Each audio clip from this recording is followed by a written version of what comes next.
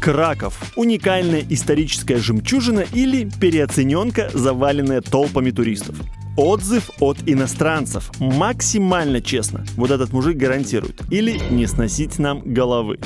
Праздничная ярмарка для миллионеров. Как остаться голодным, потратив на еду $100. Рождественская магия, не иначе. Зато всей семьей сэкономили на логопедах. Подземелье драконов, атака чаек и голубей и как закипает кровь польских предков в молодом поколении.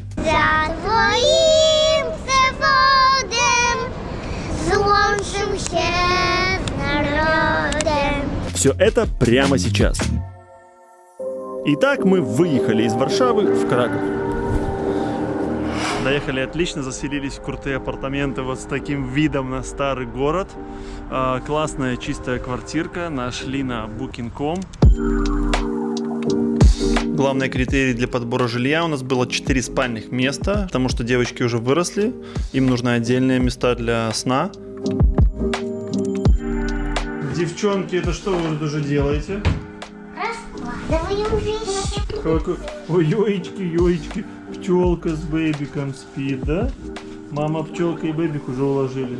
Мы искали жилье с бесплатной, уже с включенной парковкой, и в этих апартаментах был подземный гараж и место для машины. Квартира чистая, опрятная, постельное белье на всех 4 человек, кухня, посуда, холодильник, все для готовки, много полотенец на большую семью. Жильем мы остались довольны. Стоили эти апартаменты 600 злотых, это $140 за 2 ночи. Самое главное преимущество этого жилья, что буквально 7-8 минут и ты прямо в сердце Кракова. Сейчас прямо пойдем в самое это сердечко и заглянем. Ну что там, тату, сидим и оглядать Краков.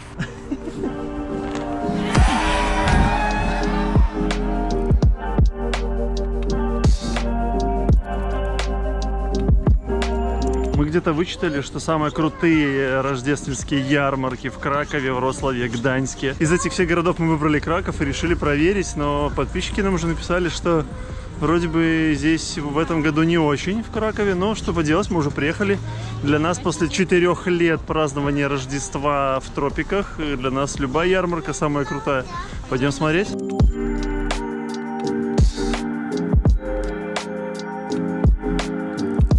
Заходим в старый город, он здесь сразу же даже с первых картиночек, он отличается, конечно, масштабом от варшавского.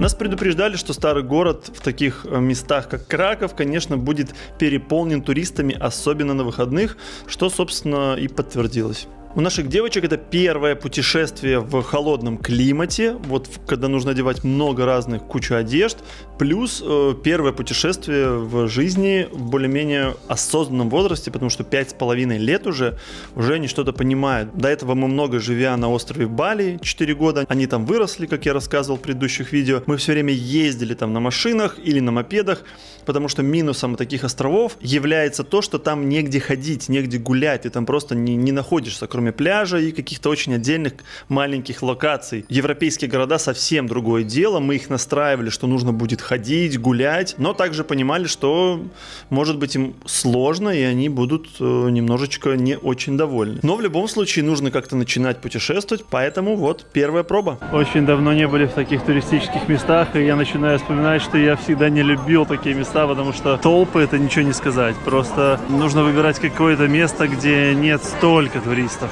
Хотя я сам являюсь туристом и создаю часть этой массы, но тем не менее, вот ощущения такие. Площадь, конечно, сразу поразила. Я так понимаю, это одна из самых больших площадей старых городов Европы. Или самая большая вообще. Ну, прям впечатляющие такие масштабы. Одна из наших девочек, Лиан, очень любит лошадей, просто без ума от них, все наклейки, игрушки, лошадки у нее все. Но когда увидела этих лошадей на площади, она немного расстроилась, начала говорить, что они бедные, я бы хотела покататься, но даже не буду просить. Мы сами считаем, что в сегодняшнем цивилизованном мире не место таким развлечениям, как зоопарк, дельфинариум, где животные просто измученные, истощенные. Зачем эксплуатировать животных ради вот такого бессмысленного развлечения? Я, кстати, слышал, что в Кракове многие тоже люди против этого, даже какие-то пикеты, митинги против этого устраивают. Девочки, время на леденцы, будем искать леденцы. О, ярмарка сразу. Вот и ярмарка.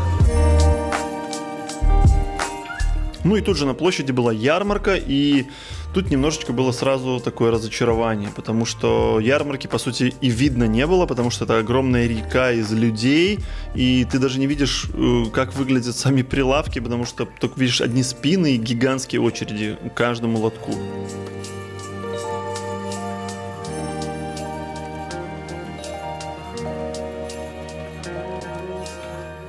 Короче, мы потерялись.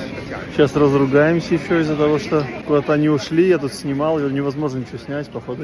Я не знаю, как я что-то вообще поснимаю. Это просто кошмар. Такие толпы сносят, просто потоком тебя сносят. Короче, в потоке. Цены, конечно, на ярмарке в этом году супер трэшовые. 25 злотых за такой стаканчик безалкогольного глинтвейна. Но мы решили, традиция есть традиция, безалкогольный глинтвейн. Взяли тортик. К нам приехала наша подруга, которая живет в Кракове. К нам приехала на площадь. Кстати, наша подруга учится на гида, она профессионально получает лицензию. Сейчас мы по глинтвейнчику, это самое, пару интересных историй. Всех рада видеть. И да, приезжайте в Краков. Так что с Новым годом! Мотивируя на долгие прогулки по городу, мы обещали детям еще заранее, еще из дома, что они получат сегодня свои гигантские сувениры в виде лоллипопов, о которых они мечтали давно. Мы стараемся вообще не кормить сахаром, у нас нет дома сахара, мы в принципе не употребляем его в пищу. Но, опять же, мы не такие упоротые зожники, чтобы прямо, там все до конца, до крови. Ну, конечно же, нет. Праздник и сладкость ассоциируются с чем-то радостным, праздничным, потому что даже сахар вырабатывает эти гормоны счастья. И мы решили, что, конечно, детям нужно купить лоллипоп, потому что, в общем, такой подход, серединный путь, золотая середина, баланс, вот как-то так. Они, конечно, были безумно рады, но я немножко прифигел, что за 2 лоллипопа нужно было отдать 50 злотых, это $13 вот за просто сахар покрашенный. Ну, как есть, ничего. Главное, что дети получили эмоции, а эмоции детей бесценны. Кстати, из-за того, что мы редко едим сахар дома, они их и не доели. Они там ими объелись, облизались, их примерно половину съели, сказали, все, нате, выбрасывать. Первый день после дороги, дети замерзли, с непривычки мы нагулялись, покушали и отправились домой через торговый центр. Купить там какие-то продукты домой, какие-то игрушки детям по мелочи, чтобы тоже настроение было. Так закончился первый день, и впереди еще было 2 дня. Второй день. Погодка не блещет, нет снега, много влаги и почти дождь. Надеюсь, сегодня будет интересный, красивый краковский день. Мы ждем маму. Да. А почему она только собирается? У меня такой же вопрос стоит.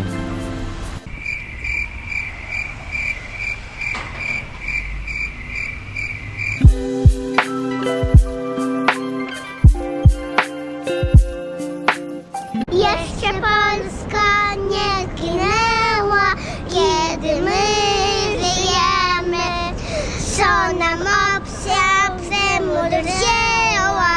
Szablem odbierzemy. Marsz, marsz, Dąbrowski, ziemi polskiej do Polskiej, za twoim przewodem złączył się z narodem. Слушайте, нам уже в комментариях обвиняют в том, что мы слишком подлизываемся к полякам, но мы не подлизываемся, мы не виноваты, мы говорим только наш личный опыт взаимодействия с людьми, с местными, и дети в саду ходят, их научили, их учат петь песни, и они просто ходят и поют в магазине, за ручку с нами ходят и поют гимн Польши. Ну, что мы можем сделать? Вот недавно было в Икее, мы просто выбираем елочные игрушки. Ильян такая между делом выбирает игрушки и такая: марш, марш, Домбровский, Жемиевский. На своей волне. Рядом стоят поляки взрослые. Ничего себе, дети иммигрантов стоят, просто выбирая товары, поют гимн Польши. Ну, это забавно, ну, как есть, что вот, как есть. Это же хорошо, что плохого. Маленькое объявление. Если вдруг в Кракове вы ищете арендное жилье, а может быть вы рассматриваете недвижимость для покупки или вдруг продажи, то у нас для вас есть рекомендация наших друзей, надежное агентство по подбору недвижимости. И самое главное, что у них для вас будет скидка на их услуги по нашему промокоду «Приют». А если вдруг вы ищете жилье в Варшаве, как арендная, может быть, или для покупки, то и в Варшаве у нас есть хорошая подруга, агентка Анастасия, которая находила нам это жилье, в котором мы сейчас живем, и с которой сейчас подбираем недвижимость для покупки.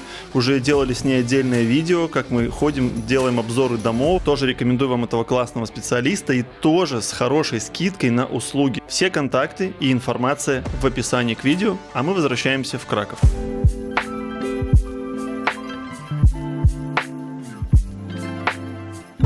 Ты крутишь, тебе выпадает пожелание, популярная фраза из диснеевских мультфильмов. Давай для подписчиков. Смотри, Лиан раскрутила. Лиан, что для подписчиков? Давай для зрителей. Все, Лиан катнула колесо для зрителей. То, что выпадет, это будет зрителям. Прекрасно. Секрет счастья не в том, чтобы делать то, что нравится, а в том, чтобы любить то, что ты делаешь. Блин, приехали в Краков, полдня в торговом центре провели. Ну, супер. Все очень красиво, прянично украшено. И настроение действительно создается праздничное, классное, радостное.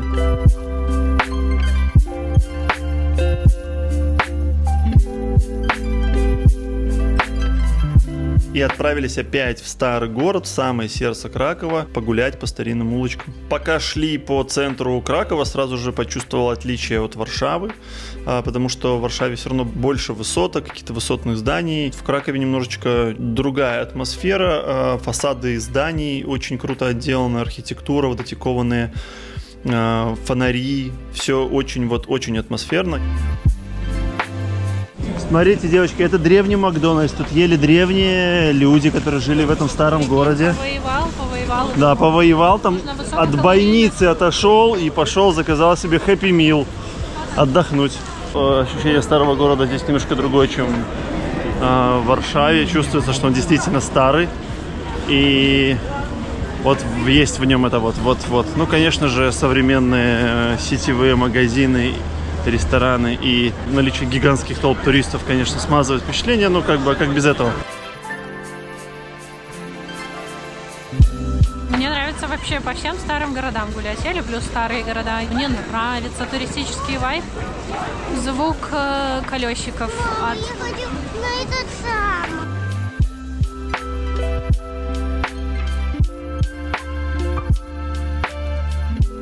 К соборам, базиликам особое отношение у нас, особенно у Насти, она любит нас туда завести. И как бы ты ни относился к религии, или ты к другой религии относишься, или вообще не относишься к религии, но нельзя отрицать того факта, что в таких местах особая атмосфера, все равно вот какая-то вот энергетика намоленности.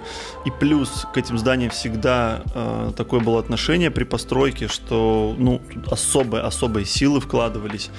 Внутренняя отделка, росписи, вот это все. И в таких местах, как базилика, всегда у тебя вот практически эффект вау. В таких старинных местах интересно постоять, послушать, побыть в этой атмосфере. В целом, мнение по старому городу. Я могу сказать так, что если вы любите такие аутентичные исторические места, то старый город в Кракове — это вот такое место. Мне понравилось, потому что я такие места люблю. Однако советовал бы все-таки стараться попасть туда на будний день, потому что на выходные в Краков съезжаются огромное количество туристов из старой Европы. Я слышал, что там даже какие-то есть дешевые рейсы специально, они просто на выходные приезжают потусоваться. Поэтому такое количество людей на выходных. А по будням все очень мало людей. Ходить, наслаждаться атмосферой старого города, наслаждаться прогулкой. Ну вот и отсутствие этих самых толп людей уже сегодня, в понедельник, нам позволило насладиться ярмаркой в полной мере. Теперь я уже увидел, как украшены все лотки, как выглядит вся эта ярмарка. Сегодня людей поменьше, поэтому намного приятнее гулять. Очень много разной еды. Все супер мясное, жирное. Мы такое не очень любим. И поэтому нам сложно найти себе что-то поесть. Ну, что-то найдем сейчас. И, конечно, у меня впечатление, вот, можно сказать, реабилитировалось, потому что вчера я был, вечером, так. Я вообще не понял, что мы тут делаем и зачем. А тут, пожалуйста, круто гулять, все рассматривать, все действительно очень прянично, красиво, празднично. Что? Ого! Ну, это классика. Ну, пойдемте за столик.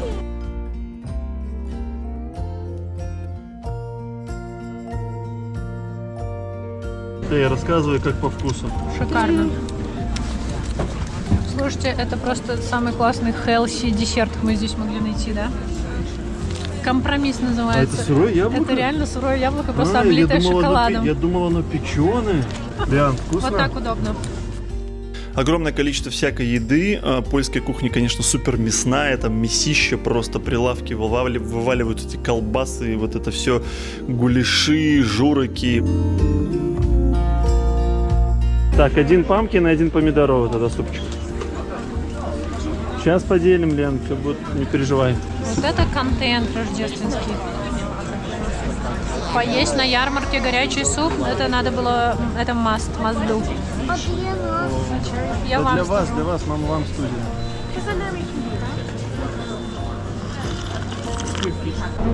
Тепленько? Мама, смотри на это. Ой, ну вот.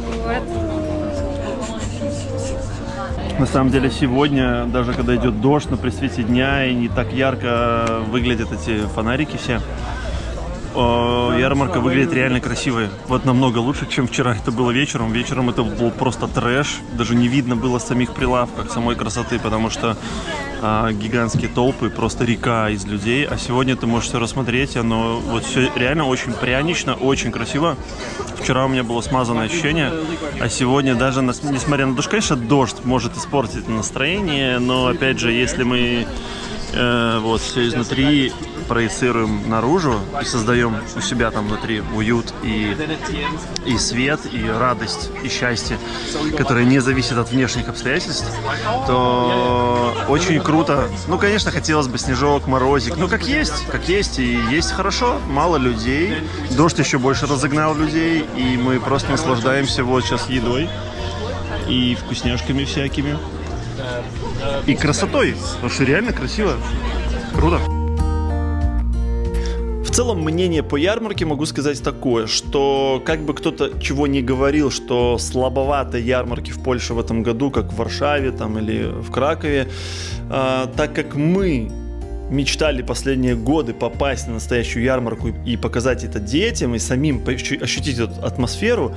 И так как мы не были в таких местах на ярмарках, как в Германии, где, говорят, топовые мировые ярмарки проходят, там вот и мы видели рилсы какие-то, что там просто, какая-то невероятная феерия. Но мы там не были, то для нас это было окей, круто. Вот особенно, когда людей было уже не так много, мы получили удовольствие, классно, и наблюдать за детьми, и самим вот это мерзнуть, потом где-то есть что-то горячее, классно. Однако цены немножечко меня удивили. Стаканчик одного супа 20 злотых, это примерно $5. Яблоко в шоколаде 25 злотых, $6. Магниты примерно по 25 злотых, $6-7. Стаканчик безалкогольного глинтвейна 25 злотых, $6. И, конечно же, мы не могли не попробовать... Трдло. Трдло. Тирдеро. Трдло или куртош калач. Куртош карач. А скажи трдло. Тирдеро. Ну ты и трдло. Трдельник или кавач. Стоил он 35 злотых, это примерно $9. Прошу Настю рассказать, что это, но не может, она жует постоянно. Также я читал отзывы уже в интернете от поляков из Гданьска, из Варшавы, из Кракова того же, что все немножечко были удивлены, что цены в этом году высокие. Кстати, напишите в комментариях, вам как кажется, завышены ли цены в этом году на ярмарке и насколько было дешевле в прошлом году и почему в этом году так дороже.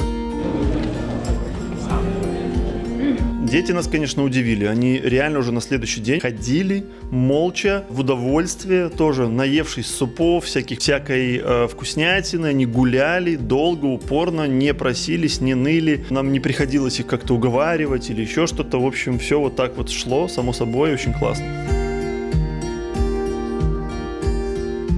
Тот момент, что дети могут из ничего создать настроение, мы просто подошли к голубям, и дети так залипли на кормлении голубей хлебом. Эти голуби давай там летать на них, прыгать, на нас прыгать, на камеры, и настроение поднимается еще больше прямо из ничего, и ты понимаешь, что все в голове, что можно радоваться простым вещам, и это очень классное умение, радоваться простым вещам, получать удовольствие просто вот от жизни, не ждать чего-то, какого-то супер-вау эффекта, супер каких-то событий, а просто просто в мелочах, в радость вот ежедневно. Как ты мечтала, да? Да, мое желание всегда исполняется. Потому что ты особенно волшебный ребенок. И все меня любят. И тебя любят. Да, все голуби. Боже. Что происходит? У меня же нет еды. Напал на меня. Я снимаю себе детей. Прилетел, такой сел, слышь, мужик. Это, хлебу давай. Мы смеялись, снимали, нас снимали на камеру какие-то фотографы, и даже вот такие ребята отвлеклись от своих ежедневных рутинных дел, пришли и наблюдали, как девочки кормят голубей. Ну и наша мама стала гвоздем программы, потому что у нее на голове в конце чуть голуби не свили гнездо. И, естественно, это очень веселило детей, они смеялись, мы смеялись, потому что дети смеются, все вокруг улыбаются, потому что мы с детьми смеемся. Вот просто из ничего, и так классно.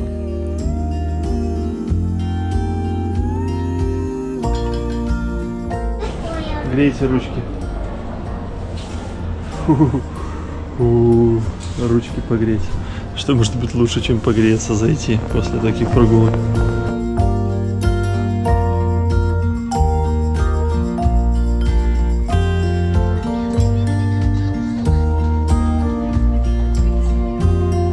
Потом еще много ходили, гуляли, и дети еще в очередной раз нас удивили. Вот, мы уже с мамой просто шли, там никакие, уже ноги отваливались, а дети все тоже с нами идут и идут. Вот, ну и пришли домой, уже прям все и упали там. Вот так вот мы приходим домой. Все, нет сил ни у кого. Елочка вверх тормашки. Здравствуйте. Это кто? Новый дружок Лиан. Здравствуйте. А это мой новый дружок. Я знаю, что многие бойкотируют Starbucks. Сейчас модно в мире бойкотировать Starbucks. Но мы кофе не пьем, здесь кофе невкусный, а матча здесь шикарно, ничего не поделаешь. Наш корреспондент Анастасия на связи. Почему мы не пьем кофе, а пьем матчу? Да, Дмитрий, спасибо большое. У матча на самом деле есть очень крутое преимущество. В матче содержится такая аминокислота, которая активирует тормозящие нейромедиаторы. Вкратце, если простым языком, то получается, мы от матчи получаем такую некую расслабленную бдительность. То есть у нас нет резкого скачка, прилива таких сил, но и нет резкого спада сил. Что значит жить с человеком, который учится на нутрициолога, и постоянно тебе, чтобы ты не взял в руки и не начал пить или есть, тебе сразу лекция такая, а ты знаешь? Да. Так что, когда вы пьете матчу или зеленый чай, то у вас вырабатывается гамма-аминомасляная кислота, которая очень полезна. Разбудите, когда лекция закончится. Я просто двоечник, учиться не любил.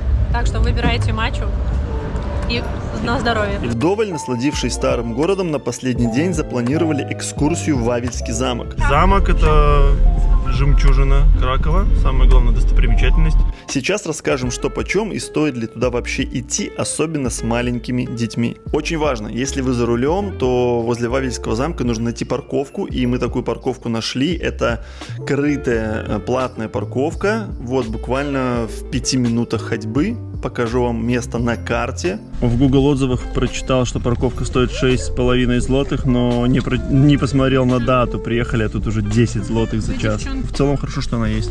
Да, такой погодой, конечно, с детьми не очень просто путешествовать, но они у нас молодцы прям. вход на территорию замка вообще бесплатно. Можно зайти и гулять по территории, но экскурсии в каждый зал отдельно можно докупать. Там много разных залов. Мы спросили у чата GPT, чтобы максимально понравиться детям. Он нам посоветовал подземелье и сокровищницу с оружейной. И туда стоимость входного билета на взрослого примерно $10. Это 39 злотых. Дети до 7 лет бесплатно. Честно говоря, с большим скепсисом относился к экскурсиям. Я вообще не очень люблю всякие исторические такие штуки. Настя у нас это любит. А я так, мне скучновато. И я подумал, что детям будет совсем неинтересно и сложно. Я даже немного так переживал, что будут ныть постоянно. Но сегодня будний день, вообще практически нет людей. Вот на площади есть какое-то скопление, но внутри вообще не было. Буквально пара человек. А в подземелье вообще были одни. Вот. И на удивление детям было реально интересно. Потому что Лиан у нас очень любит всякие исторические штуки. Они прям с большим интересом рассматривали все эти вещи. Поэтому если у вас дети 5 лет плюс-минус там год, или даже старше 5 лет, то можно смело идти, реально интересно. Я люблю исторические места, в которых чувствуется история по-настоящему. Вот, например, как гуляешь по Риму, и вот среди этих руин ты прям ощущаешь многовековую вот эту мощь истории. В этом замке тоже примерно это ощущение я словил. Поэтому, если вы любите исторические места, то я бы рекомендовал это место к посещению. И даже, как показала практика, с маленькими детьми тоже будет достаточно комфортно и им интересно. Девочки! Это же тот самый ожил в золотой короне на червоном тле, который сейчас на червоном тле, а здесь это получается выбито из камня. Каждый dobrze wie, to jest orzeł w złotej koronie na czerwonym tle. Да, вот это опять герб, да? Я девочка простая, вижу герб, пою песню. Единственный момент по организации странно, ни одних вывесок, указателей и очень мало здесь каких-то на улице сотрудников, которых можно спросить, где что, потому что замок большой, а когда с детьми хочется четко пойти туда, куда нужно. Нет особо возможности тут с ними ходить, холодно, и возникает путаница. У меня немножко сразу вообще дезориентация, куда идти, не понимаешь, где какой зал. Так, минут 10-15 надо сориентироваться. Еще маленький нюанс: если дети до 7 лет, нужно обязательно брать бесплатные билеты для детей. Прямо чтобы это был билет, он бесплатный, просто нужно взять его либо онлайн, либо вот в кассах непосредственно. И вот мы идем в сокровищницу, а она в одном конце, а кассы в другом конце. Они ждут, и у нас вроде оплачено, а дети бесплатно, но надо идти за отдельными билетиками. Не то чтобы это проблема, но так, как бы организационные нюансы.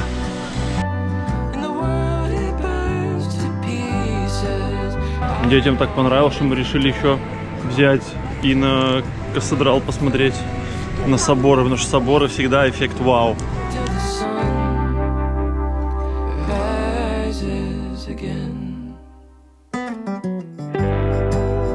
Даже мне не так интересно, как им. А они у нас, оказывается, в музее Любцы. Ого, колокол Сигизмунда. Что больше всего понравилось в замке? Золото, мечи, ходить как колоколам на самый верх. О, а лошадки? И лосаки, и подземелья, и все. И кормить, конечно же, чаек хлебом. Пойдем опять кормить чай и хлеб. Прикольно, сделали встречу с драконом. Мы отправляемся. Смотрите, летит дракон к нам.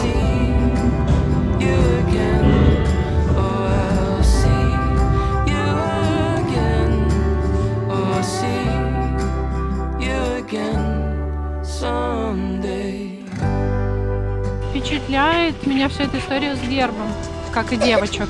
У него истоки, такая богатая история, и все так ее берегут, эту историю, и хорошо в ней разбираются. Вот такая была у нас поездка в Краков, мы остались довольны, мы не строили себе каких-либо ожиданий, знаете, в чем проблема большинства людей, да, мы настроим себе ожидания, потом они не сбываются, и мы страдаем. Поэтому мы просто ехали наслаждаться прогулкой и таким, вот, скажем, без особых планов. Так и получилось. Очень классно провели время, несмотря на погоду, которая хотелось бы, чтобы было лучше. Но это от нас не зависит. Мы старались брать все положительное из того, что имеем на данный момент. И у нас это получилось.